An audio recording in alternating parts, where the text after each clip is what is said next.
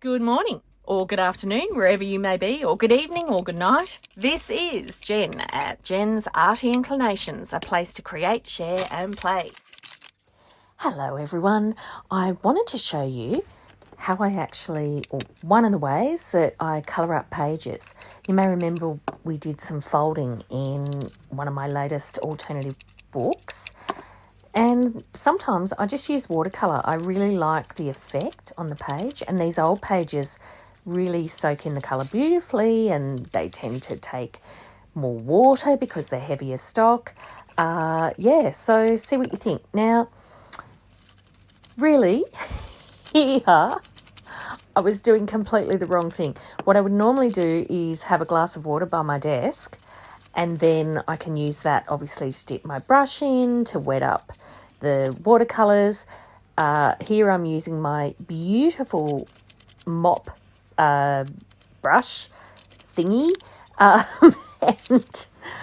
and I'm just using the spray water, and honestly that's not enough.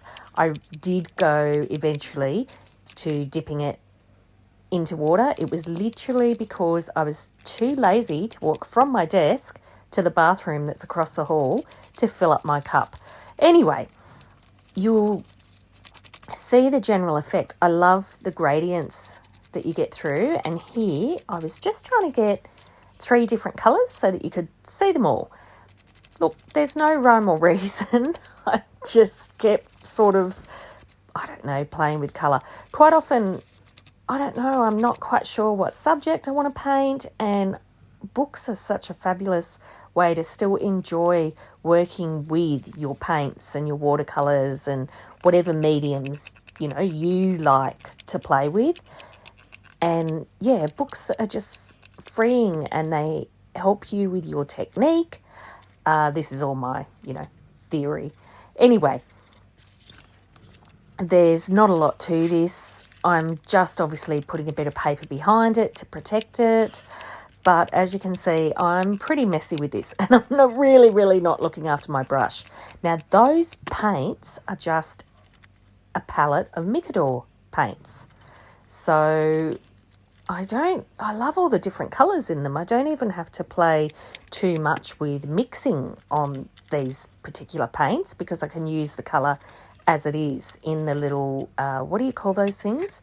The little tube paste, what's it, doodads. Yes, I know. I'm always really good on technical terms, aren't I? Okay, here we are literally watching paint dry. Yes, you heard it here first. I'm just using that wonderful little hand dryer that I see so many other people using. Gee, it makes a difference. And it just means you can work on your work more quickly. Now, when I press that down, it's because the pages were still warm, and that just helped press those pages flat just a little bit more. Or looking at it again now, maybe that was just in my mind because I don't think they seem any flatter at all. Anyway, look, we'll go with that. Obviously, if you press it down overnight, which I did do, you end up getting a much smoother, flatter, just more crisp and finished result. Now, I decided I would do a little bit of a flap over the edge of that pocket because I just feel like it makes it more obvious that there's a pocket there. It's a nice element. I really do enjoy adding material to books and to paper. I think it is so much fun, and it's a lovely surprise getting all the different textures as you go through the book, especially when you've got these little pockets. Of course, that's just my opinion. One of my favourite things is stamping on calico. Stamping on material generally, but I really do enjoy stamping on calico. So that's just a little lavender stamp, and I'm just using the top of it. And yeah, you guessed it, I'm inking some edges. And actually, now I'm looking at this, I'll probably go back and ink the edges of each of these pages. Or I may not. I may actually go a few pages without having to ink the edges. Look, there is a first for everything. So just pressing it down here, gluing the folds, making it more permanent. So you can see flap, little pocket, that's all I'm showing you there. Now, I did end up going back and adding a couple of things to that last page, and I did that off camera, but you'll see that afterwards. Here, you see this bit though. I thought that it'd be really cute to have a little fold out writing place in here. I'd kind of like to make this alternative book have lots of little writing spaces, and I will find a journal card for that pocket or another little notebook. Actually, I've got a whole heap of those. I loved doing little mini journals, like really skinny ones. I love putting books in books. Here I thought, instead of dirtying it up with ink, that I've got my paints there, and so I will just use the paints.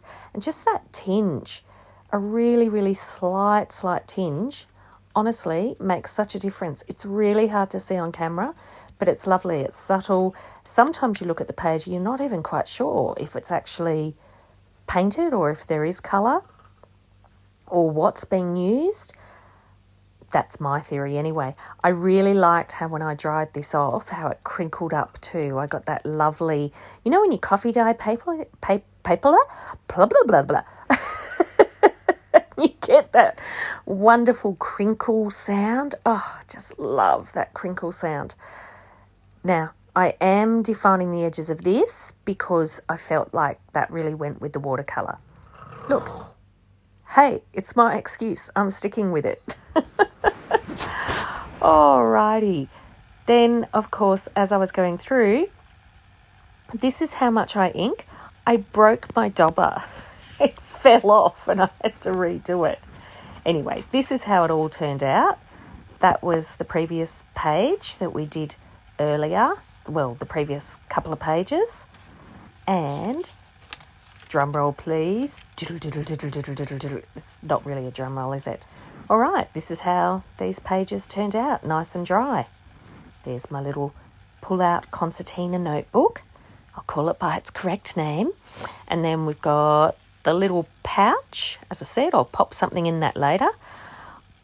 And then I did this little pull-down bit. I just felt like that was a lovely extra little area as a notebook. It hid under the top of that folded page before, and on the left there's another place for writing.